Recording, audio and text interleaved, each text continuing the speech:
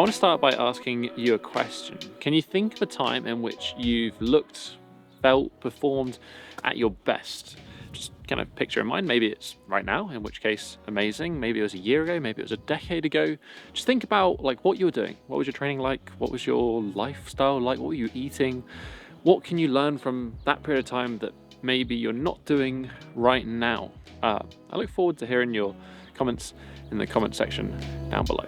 Now, I just want to point out the obvious, which is age is definitely a thing, and we are kind of fighting that decline that goes on. But we know that there's a lot that is in our control with this. In fact, maintaining fitness as you age, maintaining muscle mass, maintaining strength is going to be one of the best ways to hedge against that. Now, I'm going to be 30 this year. I don't consider myself old by any means, but I consider myself old enough to realize there is a risk-reward element to training, and I have no intention of chasing the crazy moves, but this is about proving to myself that I still have it in me to achieve that high level that I know I'm capable of.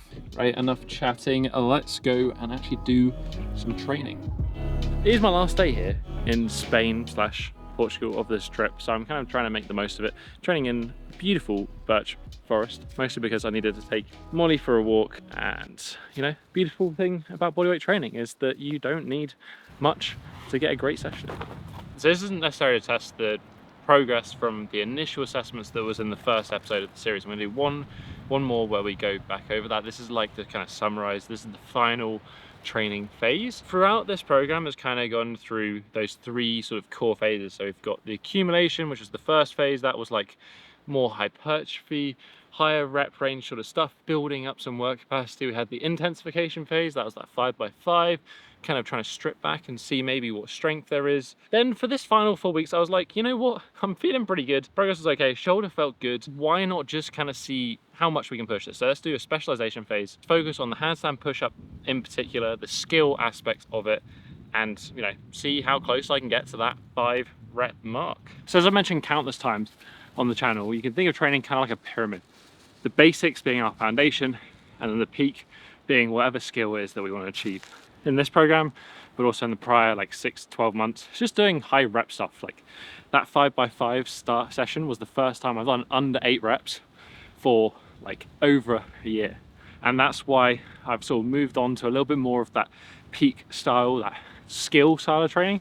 I can already do handstand push-ups, but I'm sort of looking at about 2 reps maximum. Obviously 5 reps is the goal. So to learn that skill aspect, I've been using a mixture of negative only reps and these concentric reps. Negative only is a great way of learning a pattern. The slow eccentric teaches our muscles how to coordinate better. It teaches us how to actually perform the movement because we're performing it slowly so we can understand where we need to be. The concentric only is one of my favorite exercises for handstand push-up. It's like a do or die, like you either can do it or you can't do it. And that's all down to just your ability to get into the right position to push. And a lot of the times with handstand push-up, the difference between doing like 3, 4 or 5 reps versus 1 or 2 is that efficiency and just being in the groove. If you can get in the groove, handstand push-ups can feel, dare I say, easy.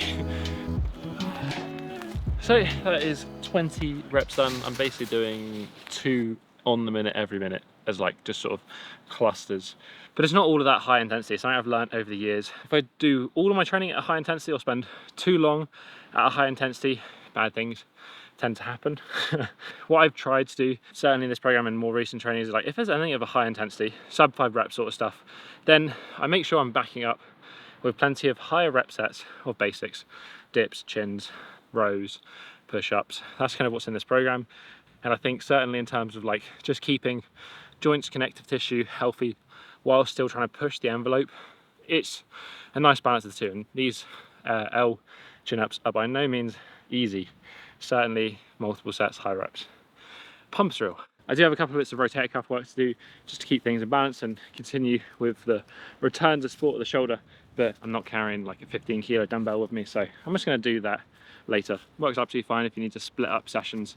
This literally took me like 25 minutes to complete. One thing that is consistent throughout all of these training clips is today's sponsor, which is Vivo Barefoot. This is the shoe of choice for this trip and kind of in general for the past like 7 years.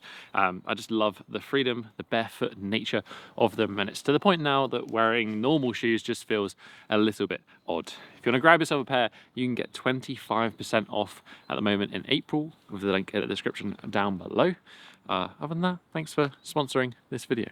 The biggest piece of advice I have for anyone training skills out there is to notice the change between phase 1 and phase 3 of this particular program. And you notice how it's gone from being very general, trying to train everything, to just training 1 or 2 things. And this is probably the biggest mistake that I see people make, is they're just trying to train too much. They're trying to train handstand push-up, one arm chin-up, planche, front lever, flexibility, and ultimately just make no progress in everything.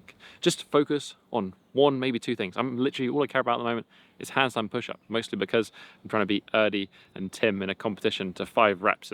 But once you attain a skill, it takes much less effort to maintain it, and you can then work on the other ones. You've always just got to have a bit of a priority, a hierarchy, focus on the important things first, and then worry about the other goals later on.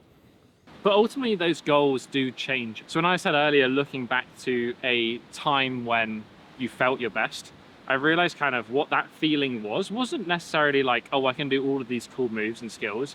It was actually the feeling of competency. I can go and do pretty much any exercise, and I know I can deal with it. I'm not afraid that I'm gonna get broken. Oh, I can't do that because I've got my shoulder injury. Like, I don't want to be in that position. I want to be like, yeah, sure, I'll come and climb a mountain. I'll do some rock climbing. I'll go surfing, whatever it is. I want to be capable. I want to be physically capable, strong, fit, healthy to be able to do that. Anyway, this is the end of this short trip in Europe. I didn't really share too much about the trip itself. Probably should have done. For those that care, here is essentially the route that I took. I just drove, me and Molly, stopped at different places, and just had some time to focus on training, being outside, and removing distractions and figuring out what it is and how I can best serve my purpose, which ultimately is helping people, wherever it may be. That's what I like truly love doing. Grateful to be able to do that. Grateful to be able to call it my job. Grateful for you guys for watching. As always, I'll catch you in the next one where we will find out the true results of the last 12 weeks of training. See you then. Have a strong week. Peace.